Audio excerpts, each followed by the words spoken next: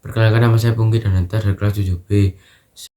Assalamualaikum warahmatullahi wabarakatuh. Perkenalkan, nama saya Revano Al-Ghifari, kelas 7B, absen 29. Nama saya Wahyu Didava Danendra, absen 32 dari kelas 7B. Perkenalkan, nama saya Raffi Al-Kaulah dari absen 13. Akan memperselesaikan tugas IPS. Berikut ini yang bukan merupakan kegiatan ekonomi adalah D. Belajar di rumah. 2. Kegiatan orang yang melakukan kegiatan produksi disebut B. Produsen. 3. Kegiatan menyalurkan barang dan jasa dari produsen ke konsumen disebut distribusi.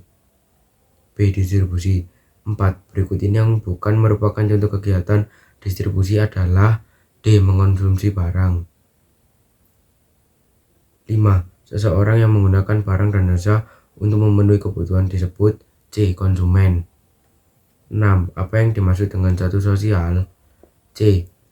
Hak dan kewajiban seseorang dalam masyarakat.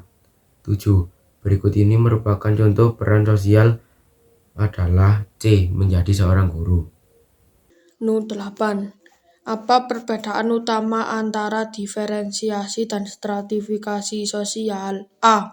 Diferensiasi sosial bersifat vertikal sedangkan stratifikasi sosial bersifat horizontal. 9. Berikut ini yang merupakan contoh stratifikasi sosial terbuka dalam A. Sistem kasta. 10. Dampak positif dari stratifikasi sosial adalah A. Mendorong terjadinya mobilisasi sosial. Nomor 1. Uraian. Kegiatan ekonomi apa yang pernah kalian lakukan sebelumnya? Berikut contohnya: membeli gadget, liburan atau kunjungan wisata ke suatu tempat, melakukan pembelian bahan baku untuk produksi. 2. Jelaskan yang dimaksud dengan status sosial. Status sosial adalah pusat dari interaksi sosial dan struktur sosial. Nomor 3. Bagaimana perbedaan assigned status dan activate status? Jelaskan dan berikan contohnya. Assigned status yang diperoleh melalui pemberian seseorang seperti pahlawan. Activate status yang diperoleh seseorang melalui kerjasama. 4. Jelaskan yang dimaksud dengan activate status dan berikan contohnya. Status ini didasarkan pada keturunan, contohnya suku, usia, jenis kelamin, kasta, golongan, dan sebagainya. 5. Mengapa individu cenderung menyalahgunakan status sosialnya? Jelaskan dan berikan satu contoh penyalahgunaan status sosial yang dilakukan oleh seseorang.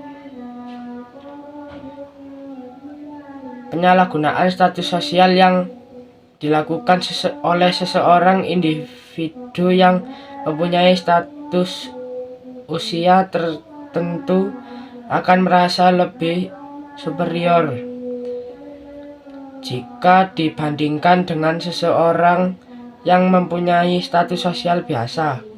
6. Apa yang dimaksud peran sosial? Merupakan tingkah laku individu yang mementaskan suatu kedudukan tertentu. Nomor 7. Apa yang dimaksud dengan diferensi sosial?